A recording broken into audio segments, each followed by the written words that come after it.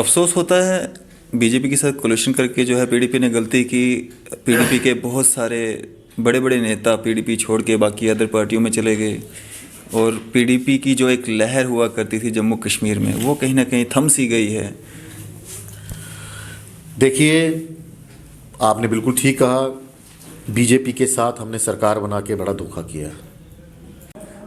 आप देख रहे हैं न्यूज़ से रेडियो और मैं हूं अरफाज अहमद डैंग।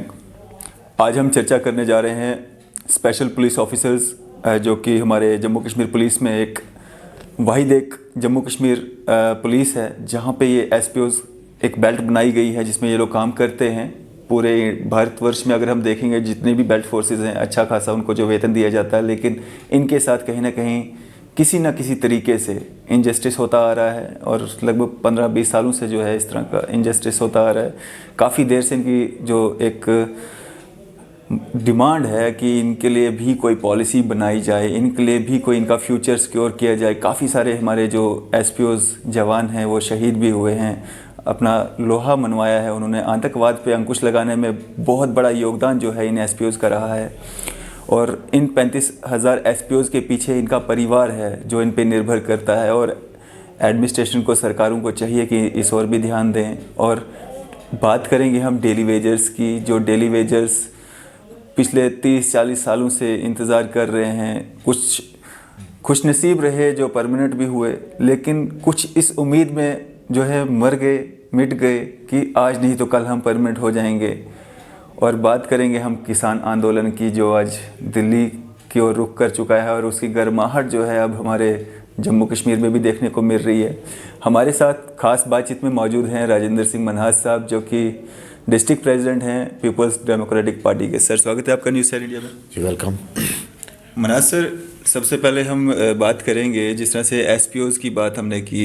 एसपीओज़ हमारे जम्मू कश्मीर पुलिस में काफ़ी अच्छे से अपनी ड्यूटीज़ जो है सर अंजाम दे रहे हैं। हर चौक चौराहे पे आपको एसपीओज़ मिलेगा, रात हो, दिन हो, सुबह हो, शाम हो, बरसात हो, अपनी ड्यूटीज़ को है बहुत अच्छे से अंजाम दे रहे हैं। लेकिन फिर भी कहीं ना कहीं इनको जो है इग्नोर किया जा रहा है। सर, इसका क्या कारण है?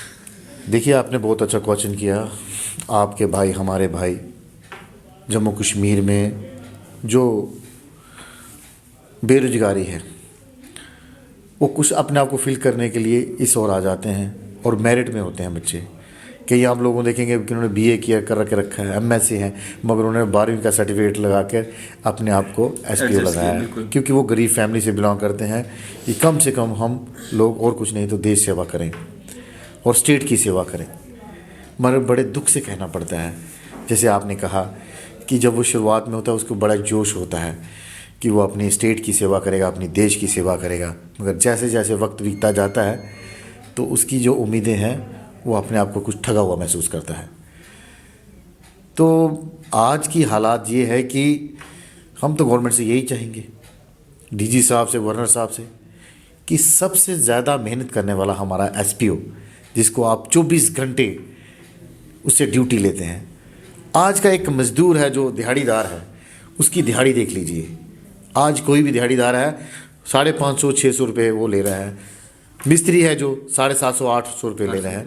मगर आपने जो आपका एसपीओ है जो एक सिपाही की तरह बराबर काम करता है, हर मुश्किल में वो आपके साथ कंधे के साथ कंधा खड़ा करके मैं आपके साथ खड़ा है और मिलिटेंसी के इस दौर में भी वो डंडे के साथ आपके साथ खड़ा है।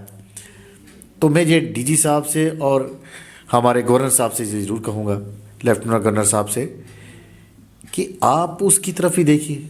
एक मज़दूर की जो खाली 8 घंटे 600 रुपया कमा रहा है और हमारा एक एसपीओ जिसको 200 रुपये 24 घंटे ड्यूटी ले रहे हैं आप, ये कहाँ का इंसाफ है? आप मुझे बताइए, ये कहाँ का इंसाफ है? तो डीजी साहब से ये साफ कहूँगा कि कम से कम जो आपका फ्रेश रिक्रूट है उसको कहीं ना कहीं उसको इंसाफ दे दीजिए। कम से कम उसकी 15,000 रुपया पे तो होनी चाहिए कम से कम, क्योंकि एक 800 मतलब एक 600 रुपया पे 8 घंटे का पे करता है आदमी। और एक आदमी वेल्ट फोर्स में होकर, चाहे वो टेम्परेरी है, मगर वो मजदूर से तो बेहतर है।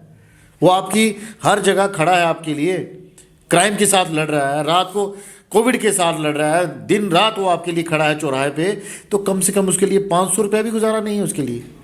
उसके भी माँ बाप हैं, उसके भी भाई बहन हैं, उसका अपना भी खर्चा है। तो कम से कम 500 रुपया तो कुछ नहीं है, तो 1500 रुपया कम से कम मिनिमम उस एसपीओ के लिए होना चाहिए कि वो फ्रेश होने के बाद जो 6 महीने या 1 महीने से भी आपके साथ है तो 15,000 रुपया कम से कम उसके लिए होना चाहिए, कम से कम उसका फिर गुजारा होता है। तो ये डिमांड हमारी रहेगी। और बड़ा दुख से ये कहना पड़ता है कि इस स्टेट की तो कोई पॉलिसी ही नहीं है बेरोजगार लोगों के लिए। हमारे उन नौजवान साथियों के लिए बड़ी उम्मीद से जाते हैं वो नौकरी करने, तो जब उनके साथ ऐसा होता है तो बड़ा दुख होता है। तो हम ये ज़रूर गवर्नमेंट से अपील करेंगे कि ऐसी बेइंसाफ़ी ना करो कि कम से कम आपके सामने एक मज़दूर और एक सिपाही की कोई वैल्यू ना हो। क्योंकि जब वो, मैंने कई बार देखा है एसपीओज़ हमारे जाते हैं कहीं ऑपरेशन में, उनके साथ कोई 10 साल के 5 साल के जो मैच्योर्ड है वो भी जाते हैं, तो कोई शहीद हो जाता है, उनका कोई आगे पीछा नहीं बनता, उनका 2-4 लाख रुपए से ही वो के साथ। मगर एक सिपाही को कितना पैसा देते हैं। उनके लिए कुछ ऐसी पॉलिसी होनी चाहिए, उनसे कुछ लिए इंश्योरेंस पॉलिसी होनी चाहिए कि कम से कम 19-20 की कल कोई घटना हो जाए तो उनका परिवार तो सिक्योर रहे पीछे। तो ये कुछ चीज़ें हैं जो पॉलिसीज़ हमारे डीजी साहब को और लेफ्टिनेंट गवर्नर साहब को बनानी होगी कि कम से कम उन नौजवान साथियों को भी कुछ इंसाफ मिले।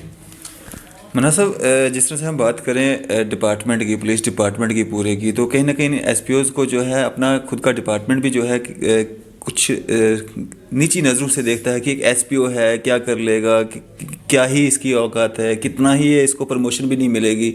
मतलब उस अपना डिपार्टमेंट भी इनको उस नज़र से देखता है। हम काफ़ी सारे एसपीओ हमें फ़ोन करके बताते हैं, मतलब रोना आता है हमें वो चीज़ें सुन के, जब वो इस तरह का, जब उनके साथ मिसबिहेविंग होता है या कोई एसपीओ अगर कोई गाड़ी चला रहा है उसके साथ मतलब जिस तरीके से बात की जाती, वो भी कहीं ना कहीं इनको जो जिस रिस्पेक्ट के हकदार होते हैं, अपना परिवार या अपना जो एक डिपार्टमेंट है वो भी उनको मुहैया नहीं करवा पाता है। और अभी तक मतलब इतना समय हो चुका है, मतलब 25-30 सालों से ये एसपीओ जो फोर्स यहाँ पे बनाई गई है जम्मू कश्मीर में, अभी तक जो है कोई पॉलिसी फ्रेम नहीं की जा रही है।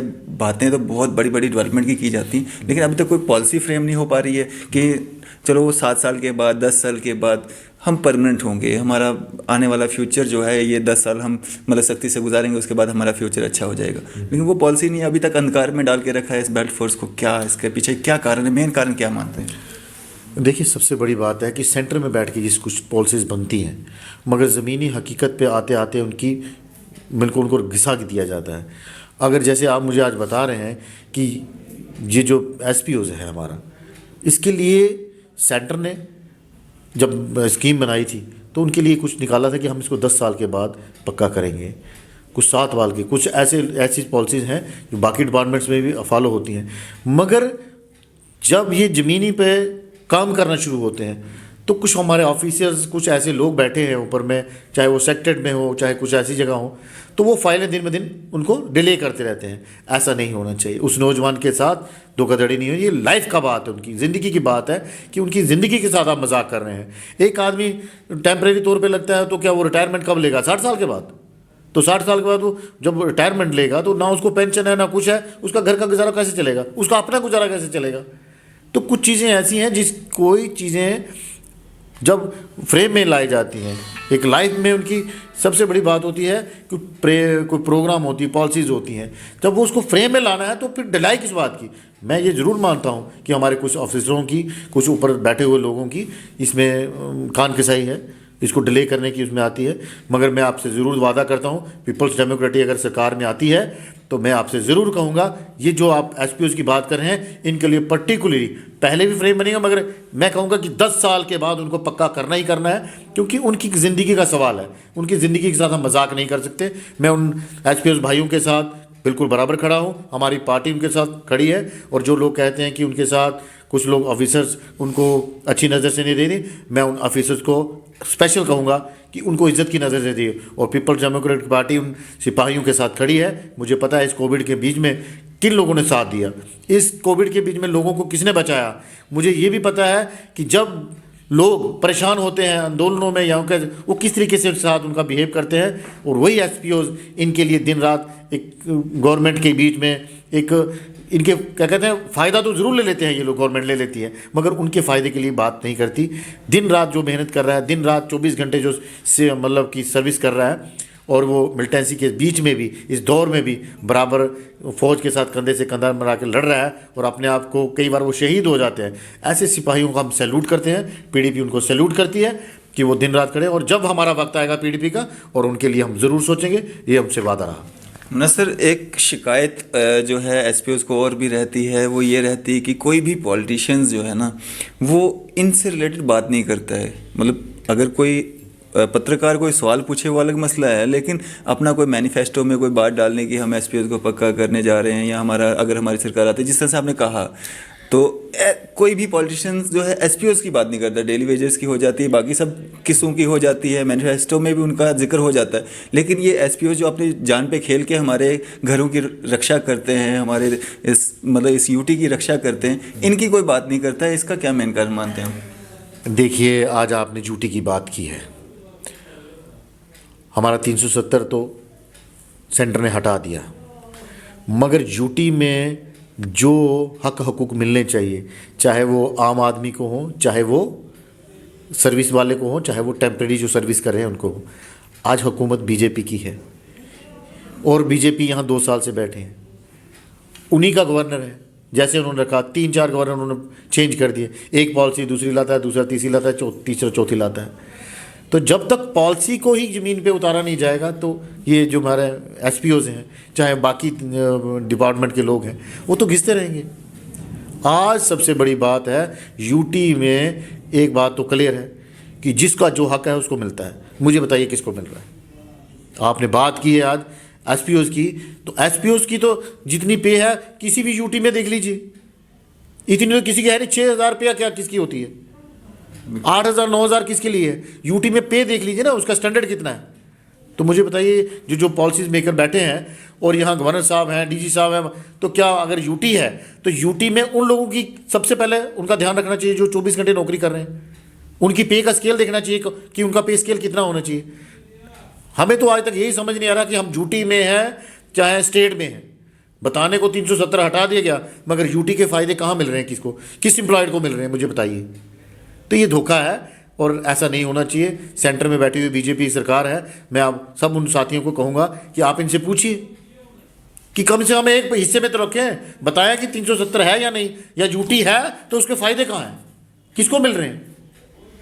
तो मन्हा साहब, जिस तरह से अभी डीडीसी इलेक्शंस चल रहे हैं और बीजेपी ने अपना एक मैनिफेस्टो जारी किया था, जिसमें उन्होंने जिक्र किया है जो 61,000 डेली वेजर्स जो विभिन्न डिपार्टमेंट्स में लगे हुए हैं, अगर वो जीत के आते हैं, उनकी सीटें आती हैं, तो वो जो है उन डेली वेजर्स को पक्का करेंगे। क्या पिछली बार की तरह, जिस तरह से पिछली बार भी एक वादा किया गया था कि डेली वेजर्स को पक्का किया जाएगा, एसपीओज़ के लिए पॉलिसीज़ बनाई जाएंगी, एसपीओज़ का मेरे को पूरा कंफर्म नहीं है, हो सकता है बोला या नहीं बोला, लेकिन डेली वेजर्स की बात की थी कि हाँ डेली वेजर्स को हम पक्का करेंगे, और कोलिशन गवर्नमेंट रही, पीडीपी भी साथ में रही, तो नहीं हो पाया। तो क्या अब होगा जिस तरह से मैनिफेस्टो में उन्होंने ये जिक्र किया है? आपके माध्यम से मैं ज़रूर कहूँगा, कुछ पॉलिसीज़ हमारी पीपल्स डेमोक्रेटिक पार्टी जब हुकूमत में आई थी 2002 में, तो मुफ्ती साहब ने उस वक़्त रहबर तलीम, रहबर ज़राअत, एग्रीकल्चर और कुछ ऐसी ही स्कीमें लाई थी जो 7 साल बाद जो भी काम करेगा वो उसके बाद 7 साल के बाद उसको पक्का करेंगे। बहुत सारे नौजवान साथी हमारे उस वक़्त 7 साल के बाद पक्के हो गए और आज हम उनको देखते भी हैं, मगर कुछ साथी रह गए जो बाद में लगे, वो कुछ रह थे, मगर वो बाकी जिन जो गवर्नमेंटें आई उनकी जिम्मेदारी थी, उन लोगों ने उनको नहीं किया। मगर मैं इतना ज़रूर कहूँगा कि जो भी नौजवान साथी जिन्होंने बड़े दिल से अपनी टेम्प्रेरी जॉब्स 7 साल के बाद उनको उम्मीद थी कि वो पक्के हो जाए, उन्होंने अपने उसको ज्वाइन किया, मगर उनके साथ आज धोखा हो रहा है। बीजेपी भी रही यहाँ पर, उन्होंने भी जम्मू में कैसे वोट लिए, इन्हीं चीज़ों पे वोट लिए, हम जम्मू के लिए ये करेंगे, जम्मू के नौजवान के लिए ये करेंगे, तो आज कहाँ रह गए? आज कहाँ रह गया? आज वो नौजवान अपने आप को ठगा महसूस करता, वो वक्त पे जवाब देगा। आज यहाँ पर जो साथी हैं हमारे, जिनकी 61,000 लोगों की आप बात कर रहे हैं, वो नौजवान साथी हैं सर। किसी को 15 साल हो गए हैं, किसी को 10 साल हो गए हैं, मगर उनका अभी तक कोई पता आता नहीं है, चाहे वो पीएचई में है, पीडीडी में है, चाहे बाकी डिपार्टमेंट्स में है, तो उनका अभी तक कोई भी अता पता नहीं है, और ऊपर से यूटी बना दीजिए और नए नाम्स आ गए हैं कि इनको निकाल दो, वो बेचारे कहाँ जाएंगे? जिनको उम्मीद है 10 साल नौकरी करने के बाद कि हम पक्के हो जाएंगे, रेगुलाइज हो जाएंगे, उनको एक कागज़ का फटका बता दें कि नहीं जी नहीं, यहाँ पर ड्यूटी बन रही है, यहाँ ये है, तो आप जो लगे हुए हैं वो भी जाएंगे। तो मुझे बताइए उसको 65,000 या 61,000 जो फैमिलीज़ है, वो फैमिली है, उनका क्या होगा? उनके बच्चे हैं छोटे छोटे, किसी के घर में बहन की शादी है, किसी की भाई की है, किसी ने मकान बनाना है, उनकी तो 65,000 फैमिली की तो वो ख़त्म। ये किसने सोचना है? ये जो हमारे बड़े बड़े लीडर बैठे हैं उनको सोचना है, जहाँ उन लोगों को सोचना है जिन्होंने बोला था हमें वोट दे दीजिए, हम आपको रेगुलाइज करेंगे।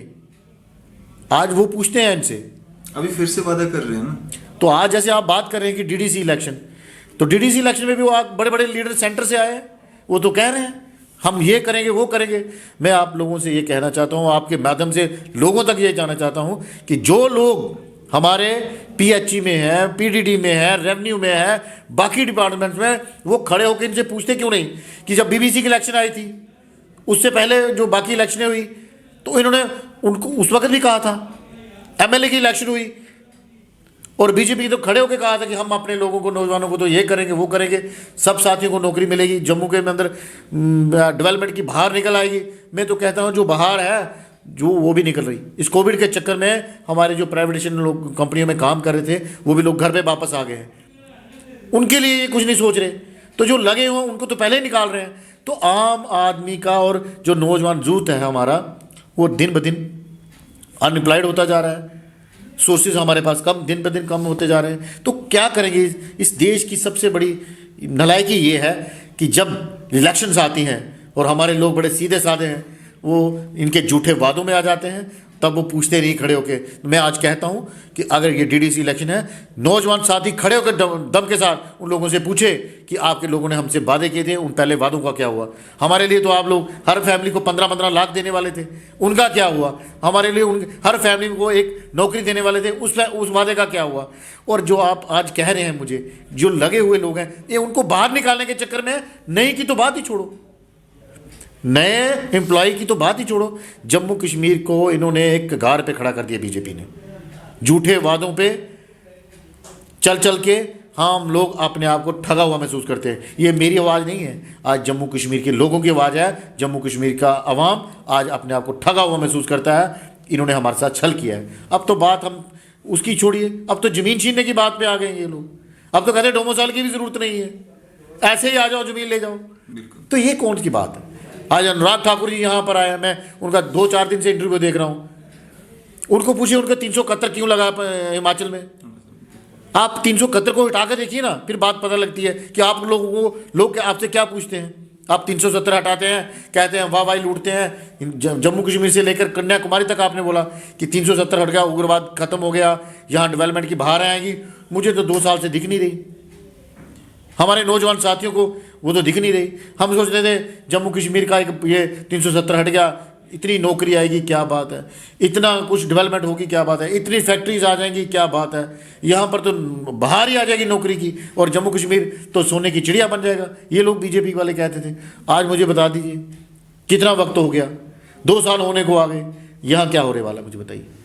हर रोज जवान इतना परेशान है कि वो आज दोबारा दूसरे कल्चर की तरफ जाने को मजबूर हो रहा है।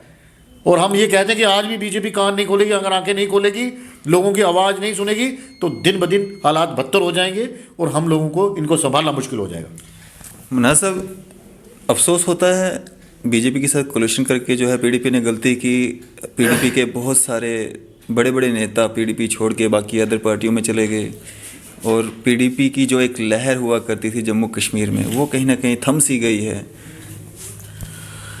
देखिए, आपने बिल्कुल ठीक कहा, बीजेपी के साथ हमने सरकार बना के बड़ा धोखा किया। मुफ्ती साहब की सोच बड़ी दूर की थी। जब ये मैंडेट श्रीनगर से हमें आया और बीजेपी को जम्मू से आया, तो मुफ्ती साहब ने बड़े सोच विचार करके 2 महीने 3 महीने लगाए, मगर सोच विचार करने के बाद ये है कि अगर हम लोगों की वोट का कदर नहीं करेंगे तो लोग यही कहेंगे कि इनको वोट का कदर नहीं है।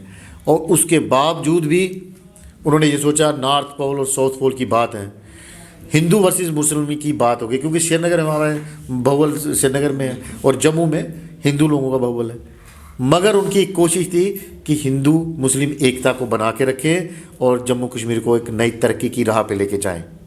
ये सोच थी मुफ्ती साहब की, इसीलिए उन्होंने इनके साथ हाथ मिलाया, जबकि ये किसी को नहीं पता था कि बीजेपी धोखा दे जाएगी, क्योंकि मुफ्ती साहब ने अटल बिहारी वाजपेयी का दौर देखा था, उन्होंने मोदी का दौर नहीं देखा था। मोदी जस्ट आए थे, उन्होंने ऐसे लीडर के साथ विश्वास था उनको कि अगर जिसकी तंजीम है ये अटल बिहारी वाजपेयी की और अडवाणी जी की, उन्होंने उन लोगों के साथ काम किया था, कोई पुराने लोग थे। उनको ये नहीं मालूम था कि ऐसे लोग भी हैं कि सरकार चल रही है उसको धक्का मार के उतार देंगे। महबूबा जी तो कुर्सी पे बैठी थी, उनको खुद पता नहीं था इस बात का कि इन्होंने दिल्ली में समर्थन वापस ले लिया है, तो उनके साथ धोखा हुआ ना, महबूबा जी के साथ धोखा हुआ। और तब बड़े मुश्किल से हम लोग स्ट्रीम पे आए थे, मुफ्ती साहब के डेथ के बाद बड़ी मुश्किल से हम सरकार को आगे ले जा रहे थे और मिलिटेंसी के बराबर फाइट कर रहे थे, और कुछ लोग जो गुमराह हो गए थे उनको मेन स्ट्रीम में ला रहे थे। मगर आज लोग हमसे पूछते हैं, आप जैसे पूछ रहे हैं वैसे ही लोग पूछते हैं कि बीजेपी के साथ आपका कैसा रहा, नुकसान में रहे फ़ायदे में रहे। तो हम ये ज़रूर कहेंगे कि नुकसान में तो रहे, मगर लोगों की मैंडेट की उस वक़्त हमने इज़्ज़त की थी। लोगों का जो मैंडेट था उसको सर माथे पे रखते हुए हम लोगों ने इनके साथ सरकार बनाई थी। आज लोग जब लोगों की बात करते हैं तो आज महबूबा जी लोगों की बात करें। आज डीडीसी की इलेक्शन चल रही है, आज महबूबा जी उन्हीं लोगों के लिए दोबारा मैदान में है, क्योंकि इनके लिए तो हमने देख लिया, क्योंकि हमने कॉरपोरेशन की इलेक्शन छोड़ दी थी, जो म्यूनसिपैलिटी की इलेक्शन थी हमने छोड़ दी थी, और उसके बाद पंचों सरपंचों की इलेक्शन आई, उसमें भी पीडीपी ने बायकॉट किया। मगर इनको तीसरी बार भी ये लगता था बीजेपी वालों को कि 2 बार तो हमने मलाई खा ली, और तीसरी बार भी डीडीसी इलेक्शन में पार्टिसिपेशन नहीं करेंगे और हमें तो आराम से मलाई मिल जाएगी, हमारे ही डीडीसी के जितने नुमाइंदे हम जीत के आ जाएंगे तो हमारी तो बल्ले बल्ले होगी। मगर अब आपको पता लग जाएगा, 19 तारीख को लास्ट इलेक्शन है, उसके बाद 22 को कैंपेन का जो रिज़ल्ट निकल जाएगा, आप देखेंगे कि जो अलायंस हुआ है वो इस बीजेपी को बता देगा कि इसकी जगह कौन सी है। बीजेपी वाले ये भूल जाते हैं कि यहाँ पर खाली हिंदू नहीं रहते, मुसलमान भी रहते हैं, मुसलमानों के साथ सरदार भी रहते हैं और सरदारों के साथ क्रिश्चियन भी रहते हैं। जम्मू कश्मीर का जो टोपोग्राफी है, लोगों का जो मेल जुलट है, आपस का जो भाईचारा है, ये उसको बिगाड़ने की कोशिश करते हैं। जम्मू कश्मीर एक अलग स्टेट है हमारी, इन्होंने कभी उसके ऊपर ध्यान नहीं दिया। ये बाकी स्टेटों की तरह इसको देखते हैं कि जिसकी लाठी उसी की भैंस। यहाँ ऐसा नहीं चलने वाला, यहाँ हर आदमी की कदर है, हिंदू की कदर है, मुसलमान की कदर है, सरदार की कदर है, क्रिश्चियन की कदर है। तो मैंने कई बार पहले भी कहा है, ये हमारी स्टेट एक गुलदस्ता है और गुलदस्ते को हम एक फूल से सजा नहीं सकते। यहाँ इसमें 3-4 फूल हैं, वही उन्हीं से खूबसूरत नज़र आता है। और मैं ये बीजेपी के भाइयों से बार बार कहता हूँ कि इस भाईचारे को बना के रखें। अगर भाईचारा रहा, ये स्टेट तरक्की भी करेगी और खुशहाली भी होगी। यहाँ पर हर तबके का आदमी भी यहाँ आएगा और यहाँ हर किस्म का टूरिज़्म भी आएगा, और हमारे जो नौजवान जो बेरोजगार हैं उनके लिए हर किस्म का काम भी आएगा। जब तक उथल पुथल रहेगी यहाँ कुछ होने वाला नहीं, यहाँ कोई डेवलपमेंट नहीं होने वाली। और हमारी अगर एक आवाज़ होगी इस स्टेट के लिए, सेंटर से हम सब कुछ ले सकते हैं। नहीं तो इन्होंने सेंटर ने हमें बांट के रखा है, श्रीनगर को अलग बांट के रखा है, जम्मू वालों को अलग बांट के रखा है। मगर जम्मू कश्मीर के लोगों के लिए सबसे अच्छी बात है कि हम अगर एकजुट रहें तो हमारे इस स्टेट की खुशहाली होगी। और हमारे नौजवान हैं जो आज परेशान हैं, उनके लिए मैं स्पेशल कहना चाहता हूँ, उनके लिए सबसे बड़ी बात है कि अगर आज के दौर में भी यही हाल रहा तो आने वाले दौर में और परेशानी होने वाली है। और इस चीज़ को मैं जो दबे शब्दों में कह रहा हूँ कि हमारा हिंदू मुस्लिम का जो भाईचारा है इस स्टेट को आगे बढ़ के ले जा सकता है, नहीं तो परेशानी होगी। मुनासिब, अब बात करते हैं हम किसान आंदोलन की, जो कि पिछले काफ़ी समय से चलता आ रहा है और अब उसकी गर्माहट जो है जम्मू कश्मीर में भी देखने को मिल रही है। तो क्या कहना चाहेंगे, ये जो कानून पारित किया गया है, एक तरफ जो रूलिंग पार्टी है वो कह रही है कि ये सब जो आंदोलन चल रहे हैं ये कांग्रेस, आम आदमी पार्टी और ये जो अपोजिशन है उनकी एक चाल है, और दूसरी तरफ जो किसान है इस तरह से जो सड़कों पे है, क्या कहना चाहेंगे? देखिए, अपोजिशन पार्टियां तो अलग अलग बात करती हैं। मैं आपसे सिंपल सी बात पूछता हूँ। हमारी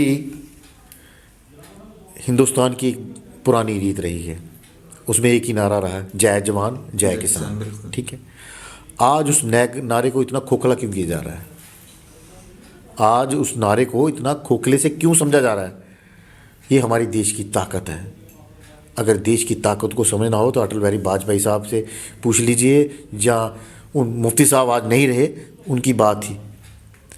बड़े बड़े दिग्गज लोग थे, उन्होंने भी इस मान को माना कि हमारे अगर देश को खुशहाल रखना है तो किसान की और जवान की बात सुननी पड़ेगी।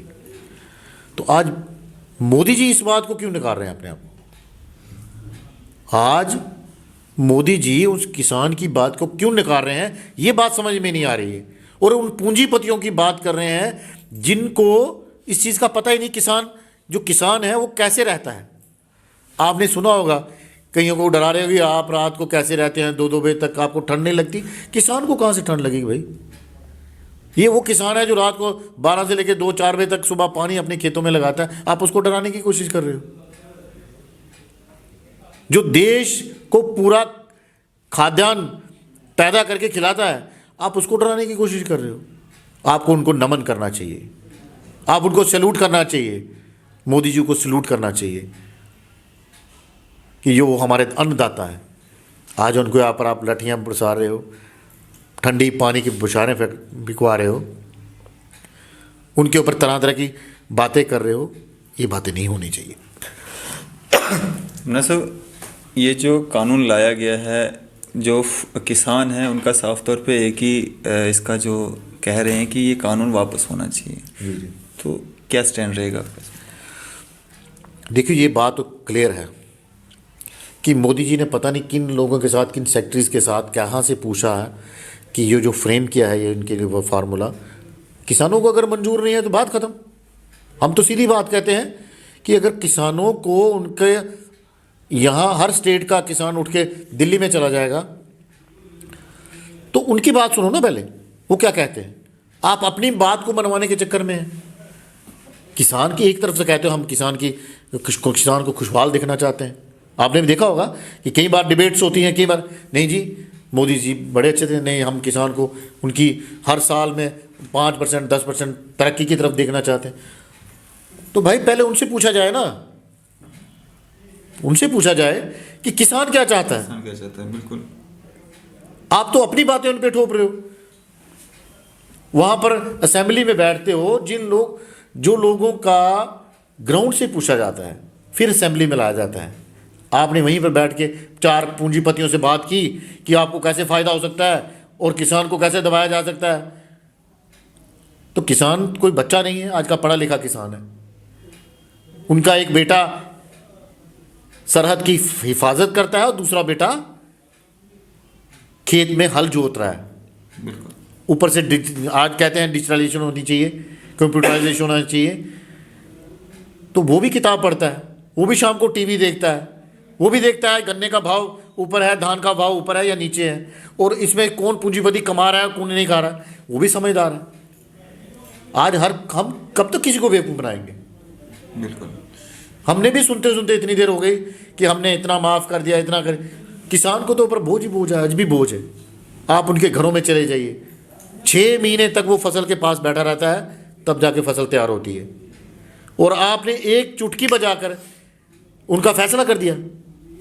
कम से कम 2 महीने डिबेट कराते, 3 महीने, उसके बाद कोई फार्मूला तैयार करते तो फिर जाके उसको संसद में ला। नहीं जी नहीं, जो बैठ के 4 पूंजीपतियों की इनको कैसे फ़ायदा दिलाना है, तो अवानी, अंडानी और बाकी लोग देश उद्योग चला रहे हैं, वो किसान को नहीं चला रहे। आज किसान भी उनके घर में गिरवी रह जाएगा तो बचेगा क्या? ये सस्ते दामों पे उनसे अनाज खरीद कर और फिर कहेंगे महंगे दामों पर एक्सपोर्ट करें, बाकी लोगों को दें, हिंदुस्तान को वही रेट पे बाद में वापस करें, तो ये तो नहीं होने वाला। आप उस किसान को ठगा, वो आज अपने आप को ठगा हुआ महसूस कर रहा है। ये घर बैठ में अंदर बैठ के ही कर लेते हैं, ऐसा नहीं होना चाहिए। आज टेबल पे बैठे उनके साथ, कुछ चीज़ें उनकी सुने। अगर उनको लगता है 10 चीज़ें हैं, 10 में से 6 तो सुनो उनकी, मानो। 4 पे अपने आप रखो, क्योंकि जो किसान है सबसे पहले उसको पता है मुझे क्या कर रहा है ज़मीन पे। तो जो घर में जहाँ एसीओ में बैठ के फैसले कर लेते हैं, ऐसा नहीं होना चाहिए। पीडीपी पार्टी उनके साथ खड़ी है और जम्मू कश्मीर से लेकर केरला तक ये आंदोलन चलने होने जा रहा है। ये आज मैं आपको बता रहा हूँ, अगर इसके ऊपर जल्द से जल्द फैसला नहीं हुआ तो आप देखेंगे कि उन्होंने तो पहले कह दिया है कि हम 4 महीने का राशन पानी लेकर आए हैं। ये ना हो कि एक कोविड के चक्कर में 3 महीने बंद रहा, कहीं किसानों के चक्कर में साल भर बंद ना रहना पड़े। कोई कि किसान देश की रीढ़ की हड्डी है, अगर रीढ़ की हड्डी को चोट पहुंचाने की कोशिश की तो सारा देश सड़कों पे उतरा है। शुक्रिया हमारे साथ बातचीत करने के लिए, अपना कीमती समय देने के लिए। ये थे हमारे साथ राजेंद्र सिंह मन्हास साहब, जो कि डिस्ट्रिक्ट प्रेसिडेंट हैं पीपल्स डेमोक्रेटिक पार्टी के, और काफ़ी सारे मुद्दों पर इनके साथ चर्चा हुई और इन्होंने अपने व्यूज़ हमारे साथ साझा किए। मैं अरफाज अहमद डांग, कैमरामैन शाहनवाज के साथ।